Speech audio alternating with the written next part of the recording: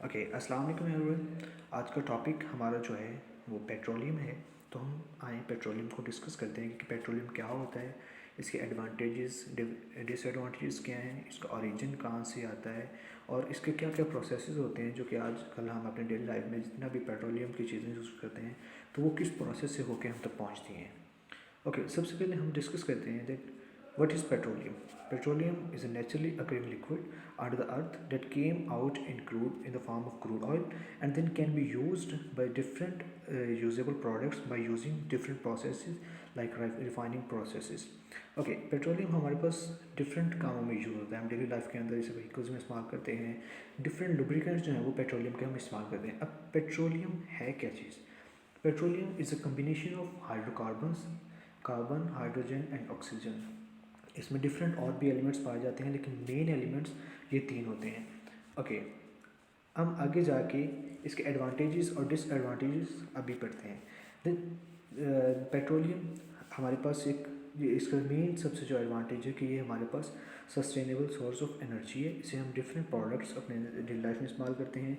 हम lubricants use करते हैं, हम इसे अपने व्हीकल्स के अंदर यूज़ करते हैं। और इसका जो ये तो इसके एडवांटेज हो गए, बट इसके जो डिसएडवांटेजेस है दैट इज़ जो कार्बन बर्न होती है इसके अंदर वो हमारे एटमॉस्फेयर में जाके मिक्स होके वो हमारी एनवायरनमेंट को ख़राब करती है, जिस वो हमारी हेल्थ के लिए वो डिजीज़ काज करती है। ये सबसे इसका जो मेन डिसएडवांटेज है। और उसके बाद जो इसका एक्सट्रैक्शन प्रोसेस और उसके बाद रिफाइनिंग प्रोसेस ये काफ़ी महंगा है और जो एक्सट्रैक्शन प्रोसेस है ये हार्मफुल फॉर द एनवायरनमेंट भी है। तो आगे हम इसका रिफाइनिंग प्रोसेस डिस्कस करते हैं। रिफाइनिंग में इसके तीन मेन प्रोसेस आ जाते हैं। First is separation, conversion and treating. So first of we discuss separation. Okay, separation में क्या होता है कि जब ज़मीन से हमारे पास पेट्रोलियम निकलता है that is a mixture of crude, that basically crude oil. तो क्रूड ऑयल से हम आगे रिफाइंड पेट्रोलियम करते हैं जो कि हमारे डिफरेंट यहाँ पे पेट्रोल पंप से हमें रिफाइंड पेट्रोल मिलता है। और फिर क्रूड ऑयल के भी आगे डिफरेंट यूजेस होते हैं और डिफरेंट लुब्रिकेट्स बनाने के लिए इस्तेमाल होता है। तो सेपरेशन के अंदर on the basis of the temperature हम क्रूड ऑयल को जो जिसका टेम्परेचर, अब हमारे पास पेट्रोल का टेम्परेचर सबसे कम होता है, पेट्रोल से नीचे एथेनॉल है उसका टेम्परेचर उससे कम होता है। तो इस तरह डिफरेंट टेम्परेचर वाइज हम वहाँ से सेपरेशन करते हैं क्रूड ऑयल की। तो क्रूड ऑयल डिफरेंट प्रोडक्ट्स के अंदर हमारे pass on the basis of the temperature separate हो जाता है। एंड देन उसके बाद हमारे पास कन्वर्जन आती है। ओके, कन्वर्जन के अंदर क्या होता है कि क्रूड ऑयल जो बच जाता है, जो गाढ़ा ऑयल बच जाता है, उसके अंदर भी कुछ ऐसे प्रोडक्ट्स होते हैं जो कि लाइटर होते हैं और हमें वो डेली लाइफ में हमारे इस्तेमाल के होते हैं। तो हम उससे देन कन्वर्जन की मदद से डिफरेंट उसका करते हैं मेथड्स के ज़रिए हम लोग यानी कि कन्वर्जन मेथड यूज़ करके उसे हम और लाइटर प्रोडक्ट्स उसमें से निकाल लेते हैं। एंड देन आता है हमारे पास ट्रीटिंग। ओके, ट्रीटिंग हम करते हैं तो इसके अंदर जो है ना हमारे पास जो गैसोलीन है जैसे डीजल है और ये हमारे पास इनके कम होते हैं, उसका बॉइलिंग पॉइंट कम होता है, तो ये हमारे पास इजीली यहाँ से निकल आते हैं। और बाकी कैरोसिन, ब्यूटेन, प्रोपेन और इस तरह हम इसे जो है ना वाशिंग सोडा यूज़ करके हम इसे इनको अलहदा कर लेते हैं। ओके, देन हम इसके बाद हम एक स्टडी करते हैं कि पेट्रोलियम अब ज़मीन से निकलता है वो मार्केट में कैसे पहुंचता है। ओके, हम इसे स्टडी करते हैं कि पेट्रोलियम हर कंट्री में नहीं पाया जाता, डिफरेंट कंट्रीज़ में पाया जाता है। पाकिस्तान के अंदर भी पेट्रोलियम है बट इतना नहीं है जितना हमारी कंजप्शन है, बहुत कम है, तो इसलिए हमें बाहर से इंपोर्ट करना पड़ता है। अब दुनिया के अंदर तीन मेन जो है ना वो जगह है जहाँ से पेट्रोल इंपोर्ट होता है दूसरी कंट्रीज़ को। सबसे पहले USA, Russia and OPEC. OPEC एक 15 कंट्रीज़ का जो है ना वो मजमू है जो कि दुनिया को पेट्रोल सप्लाई करता है। और दुनिया की टोटल जो सप्लाई पेट्रोल की होती है उनमें 36% इसका ओपेक कंट्रीज़ का है। अब यहाँ से पेट्रोल निकलता है और इस रिफाइनिंग प्रोसेस के ज़रिए रिफाइंड होके OMCs के पास जाता है, यानी कि ऑयल मार्केटिंग कंपनीज़ के पास जाता है। अब oil marketing companies different dealers के थ्रू होते हुए ये हमारे पास मार्केट में आता है और हम इसे यूज़ करते हैं। अब पाकिस्तान के अंदर जो है हम ओगरा एक मेकनिज़म यूज़ करती है जिसे IFEM कहते हैं, ठीक है। इससे ऐसे होता है कि कराची और इस्लामाबाद के अंदर पेट्रोलियम की प्राइस सेम रहती हैं। ये एक मेकनिज़म है जो ओगरा इस्तेमाल करती है। ओके, इसके बाद हम लोग पढ़ते हैं पेट्रोलियम डिवीज़न क्या है। ओके, पेट्रोलियम डिवीज़न पाकिस्तान के अंदर एक इदारा है जो कि जितनी भी हमारी पेट्रोलियम की कंजम्पशन, प्रोडक्शन या मार्केट जितना भी होता है, जितना भी पेट्रोलियम से रिलेटेड काम होता है वो पेट्रोलियम डिवीज़न देखती है उसे। इसे 1977 में बनाया गया था। ओके, तो करंट पेट्रोलियम डिवीजन के जो हमारे मिनिस्टर हैं वो मलिक मुसद्दिक हैं। अच्छा, अब जो हमारा टॉपिक है वो है इलास्टिसिटी। इलास्टिसिटी को समझने से पहले हमारे लिए इम्पोर्टेंट है कि हमें सप्लाई एंड डिमांड की नोहा होनी चाहिए। सप्लाई एंड डिमांड की ग्राफ की अगर हम बात करें कि वो कैसे बनता है और वो होता क्या है इकोनॉमिक्स में, वो ये होता है कि प्रोड्यूसर और सेलर जिस प्राइस पे एक प्रोडक्ट को बेचना चाह रहे हो और बायर या कंज्यूमर एक प्राइस पे एक प्रोडक्ट को लेना चाह रहे हो, कंबाइन मिलकर वो एक ग्राफ बनाते हैं जिसको हम बेसिकली सप्लाई एंड डिमांड का ग्राफ कहते हैं। इस फिगर में जो ब्लू लाइन है वो सप्लाई कर्व को डिटरमाइन करी, सप्लाई कर्व बता रही है, जबकि जो रेड लाइन है वो एक डिमांड कर्व को दिखा रही है। जिस पॉइंट पे ये दोनों मिलते हैं, ये जिधर ब्लू कलर का ट्रायंगल बना हुआ है, इसको हम कहते हैं इक्विलिब्रियम या मार्केट प्राइस। अगर डिमांड आपकी डिमांड चलती किस तरह, पहले हम डिमांड की बात करते हैं। मार्केट में अगर प्राइस इंक्रीज हो रही है तो डिमांड डिक्रीज होती है। इसकी वजह क्या है कि बायर का जो माइंडसेट होता है वो ये होता है कि कम से कम प्राइस पे चीज को खरीदा जाए। डिमांड को हम कर देते हैं साइड पे। अब हम आते हैं सप्लाई के ऊपर। सप्लाई क्या कहता है? सप्लायर जब देखता है कि एक चीज की प्राइस बढ़ रही है या ज्यादा हो गई है, वो चाहता है कि मैं ज्यादा से ज्यादा उस चीज को सेल आउट करूं। ये सप्लायर का माइंडसेट होता है। तो जो सप्लाई का ग्राफ होता है, quantity of supply with price, वो ये होता है कि जब प्राइस इंक्रीज कर रही है तो जो क्वांटिटी ऑफ सप्लाई है वो इंक्रीज होगी, जबकि प्राइस अगर इंक्रीज कर रही है तो क्वांटिटी ऑफ डिमांड क्या होगी? डिक्रीज होगी, डिमांड कम होगी। तो ये कुल मिला के जो हमारे पास ग्राफ बनाते हैं वो कुछ इस तरह का बनता है और इसको हम कहते हैं सप्लाई एंड डिमांड।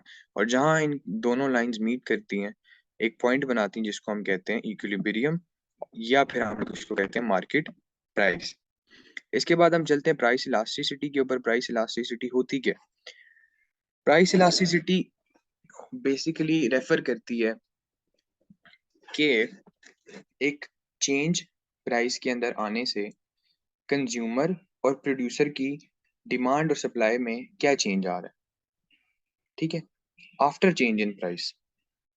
तो after change in price consumer और प्रोड्यूसर के डिमांड सप्लाई के चेंज को ये रेफर कर रही होती है।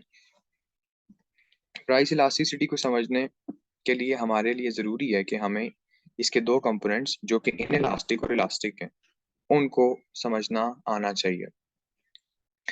अगर हम इन इलास्टिक की बात करें, इन इलास्टिक प्रोडक्ट की बात करें, तो वो होता ऐसे है कि अगर एक प्रोडक्ट है,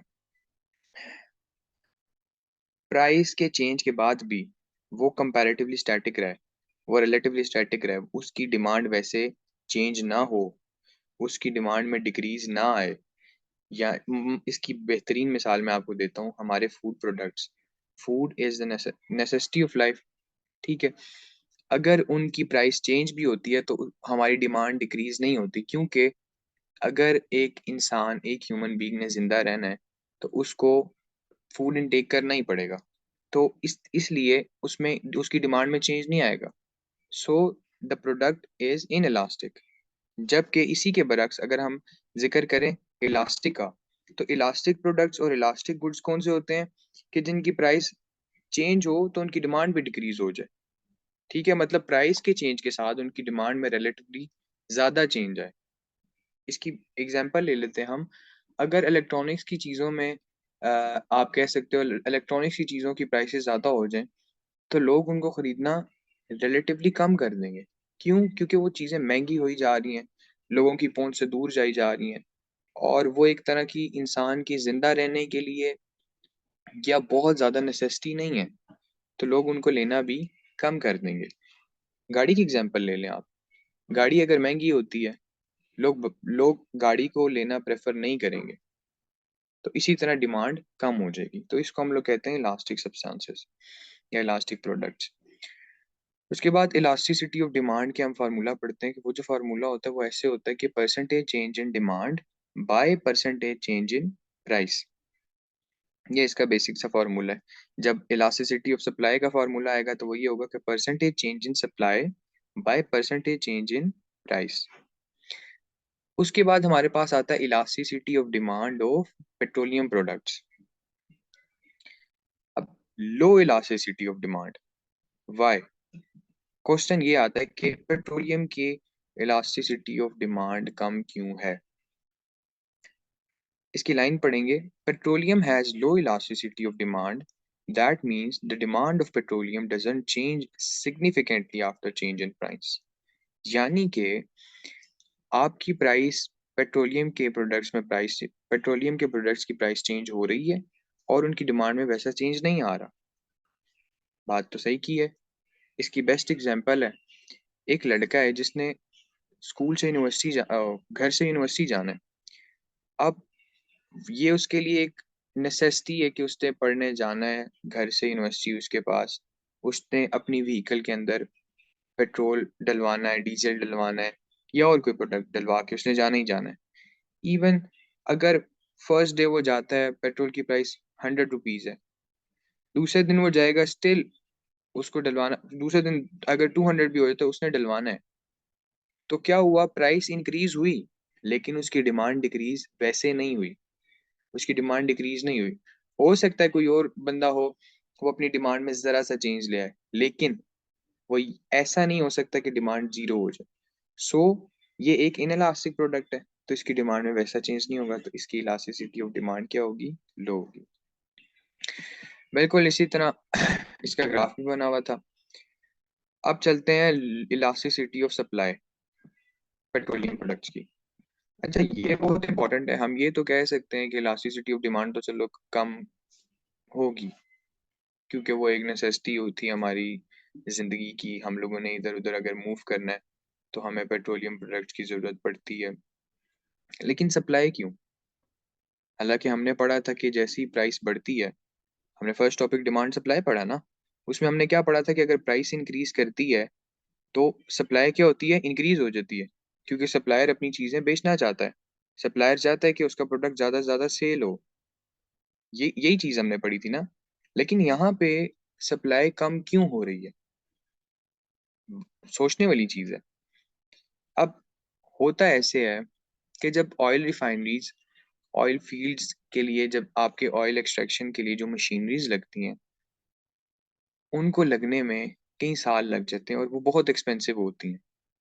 ठीक है, जस्ट लाइक एक डैम होता है, डैम को बनने में कई साल लग जाते हैं। उसका प्रोडक्ट क्या हमारे पास आता है, इलेक्ट्रिसिटी आती है, डिफरेंट चीजें आती हैं, लेकिन उसको बनने में कई साल लग जाते हैं। बिल्कुल इसी तरह ये पेट्रोलियम प्रोडक्ट्स की भी एग्जांपल है हमारे पास, कि इनकी एक्सट्रैक्शन के लिए, ऑयल फील्ड सेट करने के लिए कई कई साल लग जाते हैं। इनकी मशीनरीज बहुत एक्सपेंसिव होती हैं। तो फिर एट द टाइम ऑफ कि जब आपकी ऑयल की प्राइसेस इंक्रीज हो रही हैं, तो एकदम सप्लाई इंक्रीज करना ये मुश्किल होता है, क्योंकि वो सेटअप नहीं हुआ हुआ। अगर सेटअप आप कह लो कि 1 मिलियन बैरल्स का हुआ हुआ है, तो वो एकदम वहां से 10 मिलियन बैरल्स निकल के आ जाना, ये नहीं हो सकता।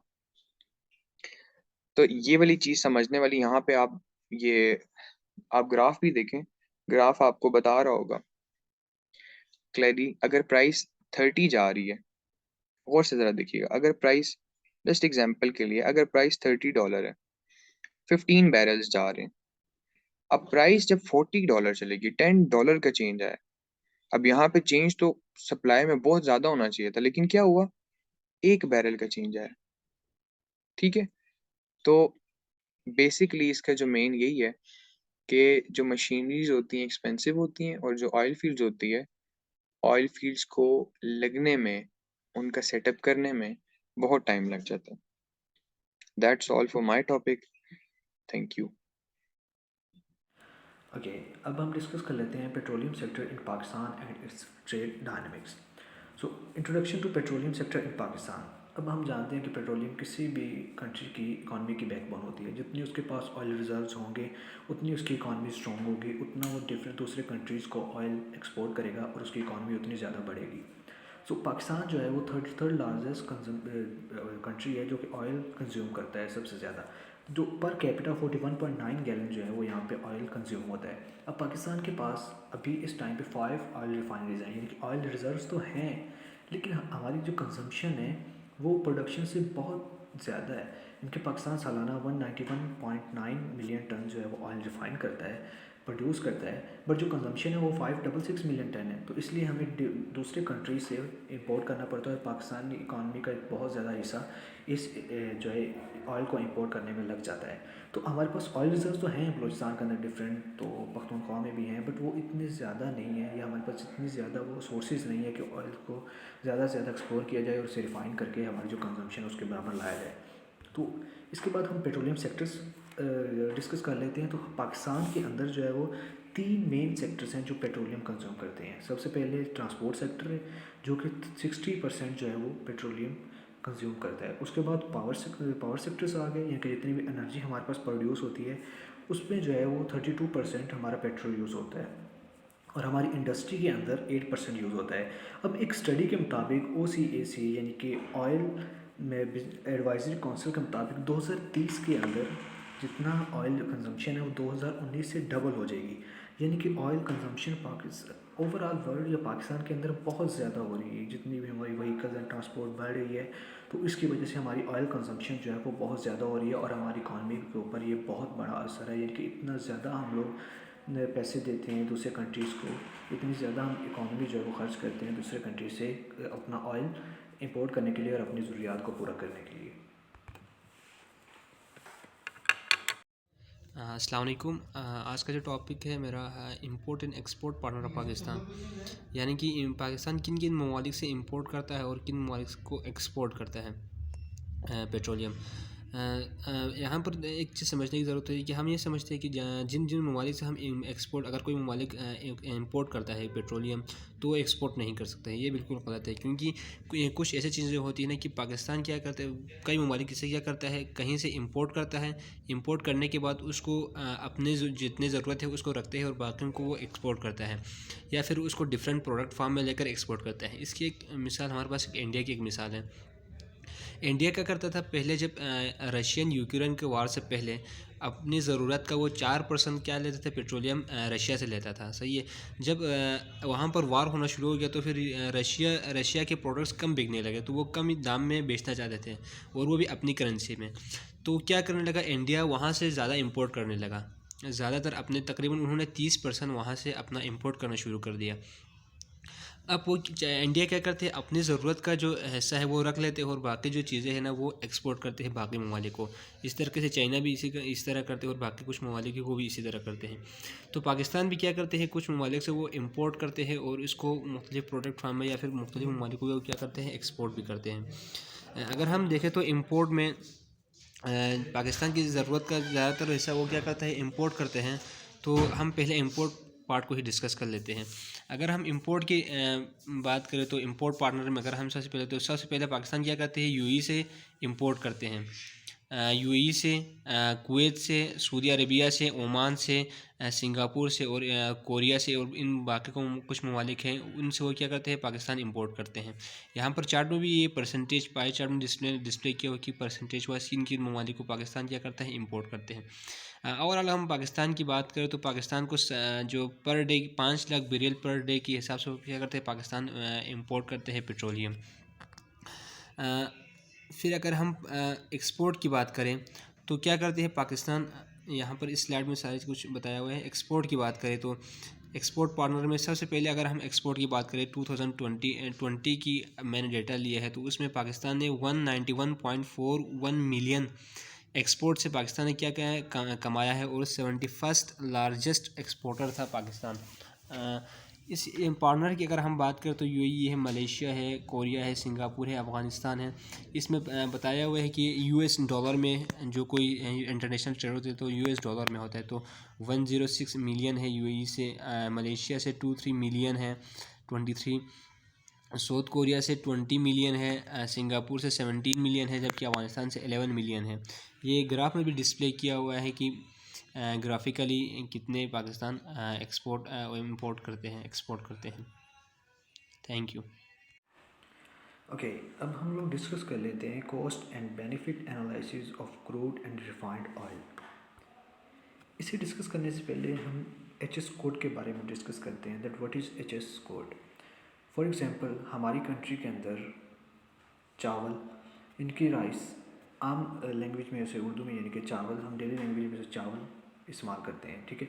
हमें कहीं खरीदो फरोख्त करनी हो तो हम एज अ चावल, एज अ लैंग्वेज हम उसे उस प्रोडक्ट का नेम चावल लेते हैं। तो इसी तरह ब्रिटिश जो हैं वो उस प्रोडक्ट का नेम राइस लेते हैं, एंड सऊदी अरेबिया में अरेबिक में उसका डिफरेंट नेम होता है। तो इसलिए जब world wide import and export होती है तो ये सबसे पहले जो मेन लैंग्वेज बैरियर आ रहा था, यानी कि एक स्पेसिफिक प्रोडक्ट का एक स्पेसिफिक नेम नहीं था, तो इसलिए वर्ल्ड कस्टम ऑर्गेनाइजेशन ने एक स्पेसिफिक कोड को बनाया जिसे एच एस कोड कहते हैं। वो हर प्रोडक्ट का डिफरेंट है, यानी कि उस एक कोड है, उस एक प्रोडक्ट का स्पेसिफिक कोड होगा जो कोई ओवरऑल वर्ल्ड में इंपोर्ट एक्सपोर्ट के लिए यूज़ होगा।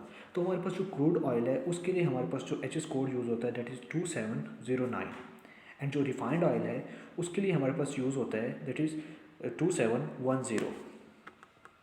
ओके, हम लोग यहाँ पे डिस्कस कर लेते हैं दैट ओवरऑल हमारे पास जो इंपोर्ट है उसमें शेयर कितना है क्रूड ऑयल का और रिफाइंड ऑयल का। तो सबसे पहले हम क्रूड ऑयल यानी कि एच एस कोड 2709 के बारे में डिस्कस कर लेते हैं। तो इसका हमारे पास जो इंपोर्ट परसेंटेज है, जो शे ओवरऑल 100% अगर हमारे पास पेट्रोलियम इंपोर्ट हो रहा है तो उसमें 25% जो है वो अप्रॉक्सीमेटली 25% वो क्रूड ऑयल इंपोर्ट होता है, एंड अप्रॉक्सीमेटली 75% हमारे पास जो है वो रिफाइंड ऑयल होता है। क्रूड ऑयल डिफरेंट में आगे लुब्रिकेंट्स बनाने के लिए इस्तेमाल होता है, और रिफाइंड ऑयल हमारे पास व्हीकल्स और डिफरेंट जो मैंने 3 सेक्टर डिस्कस किए हैं उसमें इस्तेमाल होता है। ओके, अब हमारे ये हमने अप्रॉक्सीमेटली 25% हमारे पास जो क्रूड ऑयल और 75% अप्रॉक्सीमेटली जो है वो हमारे पास रिफाइंड ऑयल यानी कि एच एस कोड 2710 हमारे पास इंपोर्ट होता है। अब हम petroleum consumption of H S code 2710 यानी कि क्रूड ऑयल की हम लोग कंजम्पशन डिस्कस कर लेते हैं। तो हमारे पास refined oil, sorry crude oil नहीं, 2710 रिफाइंड ऑयल। ओके, हमारे पास रिफाइंड पेट्रोलियम के अब ईयर वाइज डिस्कस कर लेते हैं। तो 2016, 2017, 18, 19 एंड 20 का हमारे पास डाटा मौजूद है। ओके, हमारे पास जो रिफाइंड ऑयल पेट्रोलियम की प्रोडक्शन है वो 199 टन बैरल पर डे थी, लेकिन उस वक्त हमारे पास कंजम्पशन 566 थी। तो हमें इस कंजम्पशन को पूरा करने के लिए 366 टन बैरल पर डे हमें इंपोर्ट करना पड़ा। इसी तरह 2017 में 210 हमारे पास ton barrel per day production थी, लेकिन हमारे पास कंजम्पशन 589 थी, और जितना बाकी आयल हमारे पास कंजम्पशन के लिए हमें कंजम्पशन को पूरा करने के लिए हमें चाहिए होता था, हम वो इंपोर्ट करते होते थे। ओके, इसी तरह ही हम आगे चलते हैं 18, 19 एंड 20 में डिस्कस कर लेते हैं। 173.9 हमारे पास टन बैरल पर डे उसकी प्रोडक्शन थी, लेकिन उस टाइम कंजम्पशन 437 थी, और हमें इस कंजम्पशन को पूरा करने के लिए 263 टन बैरल पर डे हमें इंपोर्ट करना पड़ता था। ओके, अब हम जो है petroleum consumption of H S code 2709 यानी कि क्रूड ऑयल की हम अपने पास कंजम्पशन और उसकी प्रोडक्शन और जितना इंपोर्ट करते हैं वो देख लेते हैं। ओके, इसमें भी हमारे पास पिछले 5 साल का डाटा है, 2016, 2017, 18, 19 एंड 20। ओके, 2016 में हमारे पास जो प्रोडक्शन थी क्रूड ऑयल की वो 88.5 टन बैरल पर डे थी, लेकिन कंजम्पशन 127.6 थी। तो इसको कंपनसेट करने के लिए हमने बाकी ऑयल बायर से यानी कि 213 टन बैरल पर डे हमने इंपोर्ट किया। इसी तरह आगे हम जो डाटा सारा इस ग्राफ की मदद से देख सकते हैं कि 2020 में हमारे पास 76 थी, लेकिन हमारे पास जो है वो इंपोर्ट फिर भी ज़्यादा होती है, क्योंकि कंजम्पशन हमारे पास ज़्यादा है तो इंपोर्ट हमारे पास ज़्यादा होगी। Okay, thank you. तो अब हम देखने जा रहे हैं पाकिस्तान की ऑयल रिफाइनरीज़ के बारे में।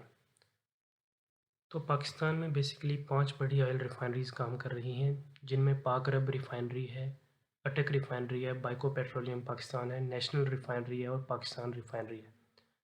इन 5 रिफाइनरीज़ की टोटल कैपेसिटी को देखा जाए तो तकरीबन 19.37 मिलियन टन इनकी कैपेसिटी है, और कैपेसिटी के मुकाबले में अगर इनकी प्रोडक्शन को देखा जाए तो इनकी प्रोडक्शन 11.59 मिलियन टन है। इसके अलावा बाकी जो बचता है 8.09 मिलियन टन ये बैरून मुबारक से इंपोर्ट किया जाता है।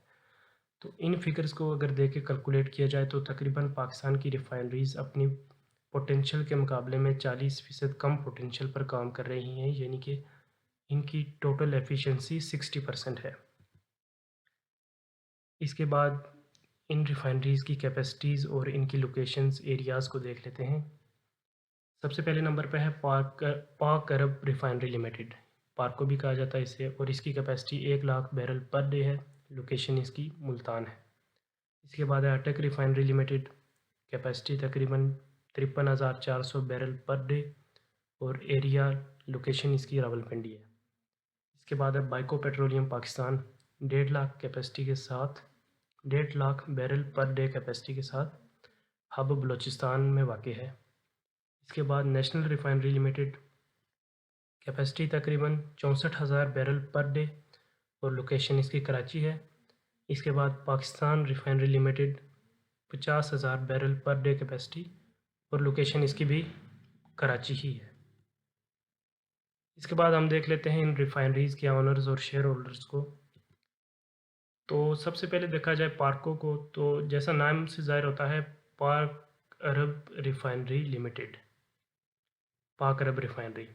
तो ये पाकिस्तानी गवर्नमेंट और यूएई गवर्नमेंट के मुश्तरका मायदे से चल रही है। तकरीबन 60% शेयर्स इसके पाकिस्तानी गवर्नमेंट के पास हैं और 40% शेयर्स इसके यूएई गवर्नमेंट के पास हैं, जो कि इसे कंपनी मुबादला के ज़रिए चला रही है। मुबादला कंपनी का नाम है। इसके बाद है फ़ाराउन इन्वेस्टमेंट ग्रुप। ये ग्रुप पाकिस्तान की 2 बड़ी रिफाइनरीज़ अटक रिफाइनरी और नेशनल रिफाइनरी दोनों में एक बड़ा शेयर रखता है। इसके बाद बाइको को देखा जाए तो तकरीबन 40% इसके शेयर्स अबराज ग्रुप के पास हैं और परवेज़ अब्बासी इस रिफाइनरी के फाउंडर्स में से हैं और उनके बेटे आमिर अब्बासी बाइको रिफाइनरी के सीईओ हैं। इसके बाद पाकिस्तान रिफाइनरी लिमिटेड की बात की जाए तो पीएसओ, पाकिस्तान स्टेट ऑयल के अंडर ये कंट्रोल की जाती है और तकरीबन पीएसओ इसके 62% शेयर्स होल्ड करता है। इसके बाद हम देख लेते हैं cost benefit analysis bye importing only crude oil, कि पाकिस्तान को कितना फ़र्क पड़ता है कि वो क्रूड ऑयल इंपोर्ट करे या रिफाइंड ऑयल इंपोर्ट करे। देख लेते हैं इसको। अगर पाकिस्तान इंपोर्ट करता है क्रूड ऑयल और अपनी रिफाइनरीज़ में इसे रिफ़ाइन करके मुल्क में कंज्यूम करता है, तो तकरीबन इसकी लागत आती है $10,973.78 मिलियन $। इसको हम कंसीडर कर लेते हैं 11,000 मिलियन $। ठीक है। इसके बाद देखते हैं पाकिस्तान अगर रिफाइंड ऑयल इंपोर्ट करता है और अपने कंट्री के अंदर इसे कंज्यूम किया जाता है, तो इसकी लागत आती है तकरीबन 11,897.14 मिलियन $। तकरीबन इसे हम कंसीडर कर लेते हैं 12,000 मिलियन $। तो आप देख सकते हैं कि तकरीबन 1,000 मिलियन $, का डिफरेंस आ जाता है। तो गोया पाकिस्तान क्रूड ऑयल इंपोर्ट करने से तकरीबन 1,000 मिलियन $, सेव कर सकता है। अब जो लास्ट टॉपिक है हमारा कंक्लूजन, यानी जितने भी हमने पढ़ा पाकिस्तान में, कंक्लूजन में ये इंक्लूड है कि एक्सपोर्ट एंड इंपोर्ट। सबसे पहले हमने डिस्कस किया था कि पाकिस्तान कौन कौन से मुल्कों से पेट्रोलियम लेता है, पेट्रोलियम के प्रोडक्ट्स, और कौन कौन से मुल्कों को बेचता है। उसके बाद हमने देखा कि ब्लैक ऑयल यानी पाकिस्तान की इकनॉमी को किस तरह नुकसान दे रहा है और हम किस तरह पाकिस्तान की इकनॉमी को बचा सकते हैं। कंक्लूजन में बस सिर्फ इतना ही था। इसके बाद आते हैं क्वेश्चंस। हमने जो पेट्रोलियम पर सर्वे किया था, मुख्तलिफ क्वेश्चंस हमने प्रोड्यूसर से पूछे थे, अराउंड 25 के 30 के लगभग, और उसके अलावा हमने कंज्यूमर से भी पूछे थे। सबसे पहले कुछ क्वेश्चन डिस्कस करते हैं जो हमने कंज्यूमर से पूछे थे। हमने कंज्यूमर से पूछा कि आप महीने में कितने यानी दिन आप या आपकी फैमिली पेट्रोल पंप जाते हैं। तो सबसे ज़्यादा ने हमें ये आंसर दिया कि जब हमें पेट्रोल की ज़रूरत होती है। उसके बाद कुछ लोगों ने ये कहा कि हम मंथ में सिर्फ एक मरतबा जाते हैं। जो दूसरा सवाल था, हमने अपने कंज्यूमर से पूछा आप यानी कौन से पेट्रोल पंप को ज़्यादा प्रेफर करते हैं। तो हमें सबसे ज़्यादा आंसर ये मिला कि हम शेल को प्रेफर करते हैं। तो हमने फिर उनसे ये पूछा कि आप शेल पेट्रोल पंप को क्यों प्रेफर करते हैं। तो उन्होंने जवाब दिया कि इनके जो सर्वे से वर्कर हैं वो बहुत फ्रेंडली हैं। अब आते हैं हम प्रोड्यूसर्स के क्वेश्चंस की तरफ। तो हमने सबसे पहले प्रोड्यूसर से ये पूछा कि आप अपने कस्टमर्स को क्या क्या प्रोवाइड करते हैं। तो उन्होंने आंसर दिया कि हम अपने कस्टमर्स को ऑनलाइन पेमेंट मेथड प्रोवाइड करते हैं, जिसकी वजह से, और हमने अपना ऐप लॉन्च किया है जिसकी वजह वहाँ से भी लोग अपना पेमेंट कर सकते हैं। दूसरा सवाल हमने ये पूछा कि आपके जो कस्टमर्स हैं आपको ऑनलाइन रिव्यू करते हैं या नहीं इंटरनेट के थ्रू। तो उन्होंने कहा यस करते हैं, जो हमारे रेगुलर कस्टमर हैं ज़्यादातर। उसके बाद हमने पूछा जो आपके डिजिटल मीटर वैल्यू हैं, जैसा कि आप 100 रुपये के पेट्रोल डालते हों डायरेक्टली 100 दबाकर, क्या कस्टमर उससे सेटिस्फाई है। तो मैनेजर ने कहा यस। उसके बाद हमने ये पूछा कि आप लोकेशन कैसे सेट करते हो कि कहाँ पर पेट्रोल पंप बनाना चाहिए। उसने कहा जहाँ पर ज़्यादातर रश होता है पेट्रोल पंप कम होते हैं, तो हम वहीं पर पेट्रोल पंप खोलने की कोशिश करते हैं। हमने ये फिर कहा कि आपके स्टाफ की सिलेक्शन किस तरह होते हैं। तो उन्होंने कहा कि हमारे स्टाफ की सिलेक्शन के लिए कम से कम तालीम मैट्रिक होना चाहिए, और स्टाफ की सिलेक्शन के बाद तो हम उनको एक प्रॉपर इंटरव्यू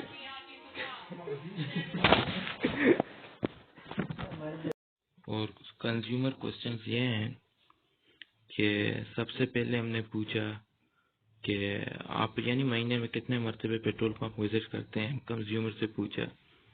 तो ऑलमोस्ट 90% ने ये जवाब दिया कि जब हमें पेट्रोलियम की ज़रूरत होती पेट्रोल की तो हम वहाँ पर जाते हैं। और कुछ लोगों ने ये कहा कि हम once a time in a month जाते हैं, और कुछ लोगों ने ये कहा कि हम जब हमारा स्टॉक खत्म होता है तो हम पेट्रोलियम जाते हैं पेट्रोल पंप्स के करीब। तो फिर हमने कुछ लोगों से ये सवाल पूछा कि are you familiar with PSO। तो ऑलमोस्ट इन इस्लामाबाद 90% लोगों ने कहा यस।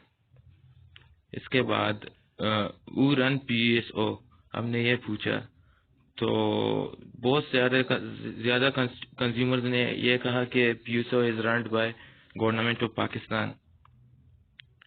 तो इसके बाद हमने और बहुत से सवाल पूछे, जैसे कि अगर आपके पास हेलमेट नहीं हो तो आप पेट्रोल खरीदने जाए तो आपको पेट्रोल पंप वाले पेट्रोल देते हैं।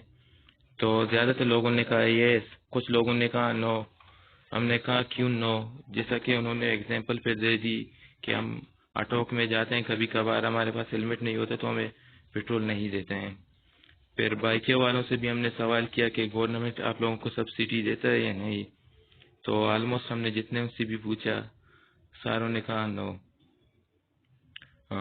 इन एवरेज हमने पूछा कि आप लोग महीने में कितने यानी पेट्रोल स्पेंड करते हो। तो लोगों ने यह कहा कि हम जितना ज़्यादा सफ़र करते हैं उतना ही कंज्यूम करते हैं, लेकिन जो स्टूडेंट्स थे ऑफिस वाले थे उन्होंने कहा कि हम अपने मुताबिक यानी ऑफिस जाते हुए आते हुए महीने में लगभग 3 या 4 हज़ार के पेट्रोल खर्च करते हैं। डिजिटल मीटर फ्यूलिंग के बारे में भी हमने कंज्यूमर से पूछा। उनको ज़्यादातर लोगों को इनके बारे में कोई इल्म नहीं था। उसके बाद हमने इसी तरह पूछते रहे लोगों से कि यानी प्राइवेट ट्रांसपोर्ट जो होता है और पेट्रोल प्राइस उस पर कैसे असरात करते हैं, इफेक्ट करते हैं या नहीं करते हैं, लोकल या प्राइवेट। तो उन्होंने कहा कि जो लोकल ट्रांसपोर्ट होते हैं उनकी वजह से पेट्रोलियम की प्राइस पता नहीं मिची कुछ